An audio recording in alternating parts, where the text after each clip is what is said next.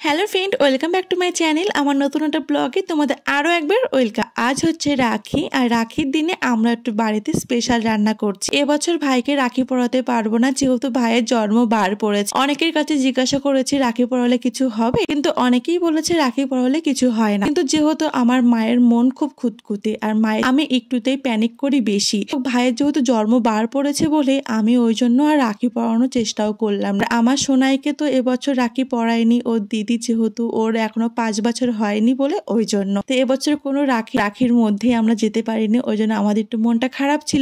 ওই জন্য ভাবলাম বাড়িতে একটু স্পেশাল রান্না করি। যাই হোক, আমি তো কিছুই করবো না, রান্না করবে দিদি। আমি না ওমের জন্মদিনের দিন পোলাও করেছিলাম, পোলাওটা না অনেক নরম হয়ে গেছিল, মানে ঝরঝরে আর হয়নি।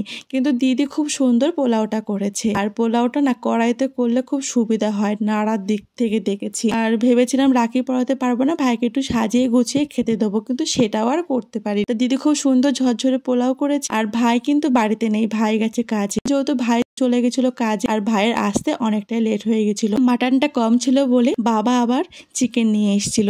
আর দিদি দেখো খুব সুন্দর এখানে পোলাও রান্না করেছে। পোলাওটা এত সুন্দর ঝরঝরে হয়েছে, দেখতে বেশ ভালোই লাগছে। আমি শুধু করেছি একটু পায়েস। আমার জন্য মা দুটো নাইটি কিনেছিল, আর আমি কাপ্তান পরতে ভীষণ ভালোবাসি। সবার আগে যে নাইটিখানা আমাকে দেখেছো পরতে এই ভিডিওতে, ওই নাইটিখানা দিয়েছি। আর এই যে তোমাদের সঙ্গে শেয়ার করছি এই নাইটি। রান্না বান্না আমাদের কমপ্লিট হয়ে গেছে, এখন আমার ছোট্ট সোনাইকে খাওয়াবো। আর ও না একটু ভালো মন্দ খেতে ভীষণ ভালোবাসে, ঠিক আমারই মতন।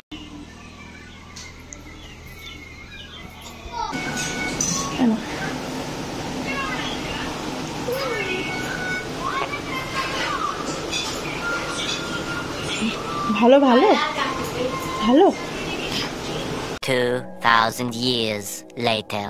ছোট্ট সোনাইকে খাইয়ে দাইয়ে ঘুম পাড়িয়ে দিয়ে আমি স্নান করে চলে এসেছি আবার তোমাদের সঙ্গে দেখা করতে। যাই হোক, মা এখন চিকেন রান্না করছে। আর আমি না চিকেন কষা খেতে ভীষণ ভালোবাসি। শুধু আমি, আমাদের বাড়িতে আমি আর আমার বাবা এই কষা মাংস খেতে ভীষণ ভালোবাসি। আমি যখনই আসি আমার মা আমার জন্য, আমাকে না বলতে হয় না, জান, এটা না মায়েদের মন, মেয়েরা কি খেতে ভালোবাসে। বা আমি যখনই আসি মা চিকেন কি মাটন করলে আমার জন্য কষা মাংস তুলে রাখবে। আর আমাদের বাড়িতে আমের বাবা খেতে ভীষণ ভালোবাসে। মায়ের সঙ্গে গল্প করতে করতে মায়ের চিকেন কষাটা হয়ে গেছিল বলে মা আবার আমাকে চিকেন কষা একটু তুলে দিল। আমাদের এখানে রান্না কমপ্লিট হয়ে গেছে, আমরা এখন সবাই মিলে খাওয়া দাওয়া করবো। খুব ইচ্ছা ছিল ভাইকে একটু সাজিয়ে গুছিয়ে খেতে দেবো, রাখি তো বাঁধতে পারলাম না ওই জন্য। কিন্তু দেখো ভাইয়ের জন্য অপেক্ষা করতে করতে একদম পুরো বেলা হয়ে গেছে। ভাই গেছিল অনেক দূরে কাজে, কিন্তু আসতে পারেনি ঠিক সময়ের মধ্যে। ভাই এসেছিল অনেক রাতে। এখন আমি দিদি এখানে খেতে বসে পড়েছি।